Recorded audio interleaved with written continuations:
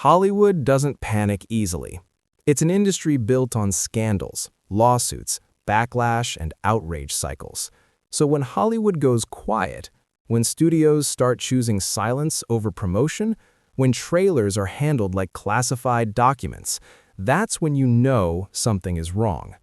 And that's exactly what's happening with Michael, the 2026 biopic based on the life of Michael Jackson. On paper, this film should have been untouchable. A legendary artist, a global fan base, a respected director, a carefully selected cast. Yet instead of confidence, what we're seeing is caution. Instead of celebration, hesitation. Instead of hype, controlled damage. So the real question isn't what is Michael 2026 about? The real question is, why does Hollywood look nervous? Because this isn't just a movie. This is a legal minefield, an emotional landmine, and possibly the most dangerous biopic ever attempted.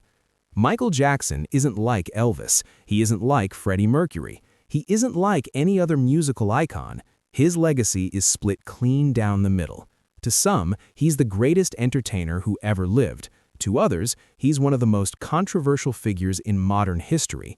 And Michael 2026 is walking directly into that divide. Hollywood knows one thing very well. You can survive criticism, you can survive bad reviews, but you cannot survive reopening wounds that never healed. Every frame of this film is being judged before release. Every creative choice is being questioned. Every silence is being interpreted as guilt, strategy, or fear. That's not normal. That's pressure. Sources close to the industry suggest the studio is terrified of one thing above all else: losing control of the narrative. Because once this film releases, the conversation won't stay on screen. It will explode online. Old accusations will resurface. Old interviews will be clipped. Old court cases will be debated by a new generation, and no marketing team can contain that.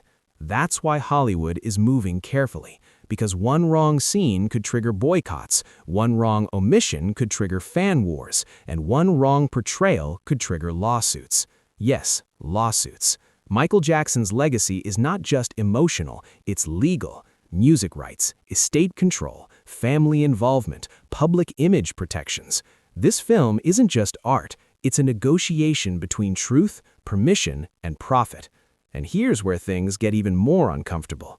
Hollywood isn't afraid that the film will fail. Hollywood is afraid that the film will succeed and reopen everything. Because if Michael becomes a global hit, the spotlight won't fade, it will intensify. Documentaries will return, journalists will dig again, streaming platforms will chase reaction content, and suddenly, an industry that thought it had moved on will be forced to relive a story it never fully resolved.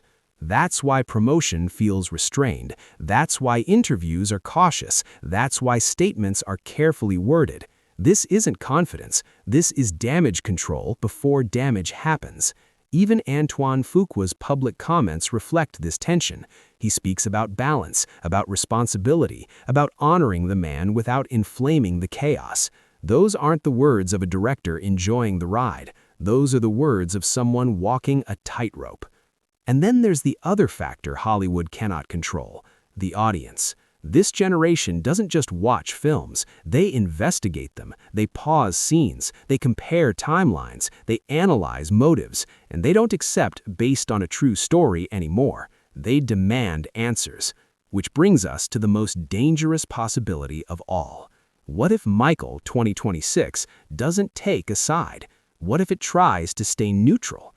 In today's internet culture, neutrality isn't safety, it's provocation. If the film defends Michael too strongly, critics will attack. If it questions him too openly, fans will revolt. If it avoids both, everyone will accuse it of cowardice. There is no winning position, and Hollywood knows it. That's why Michael isn't just a biopic, it's a stress test for storytelling, for legacy control, for how far Hollywood is willing to go, or not go, with uncomfortable truth. So when people ask, why does this film feel so tense before release?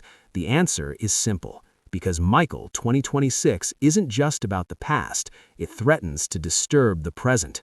And Hollywood is hoping, desperately, that once the lights go down and the screen turns on, the storm stays inside the theater. But history suggests otherwise.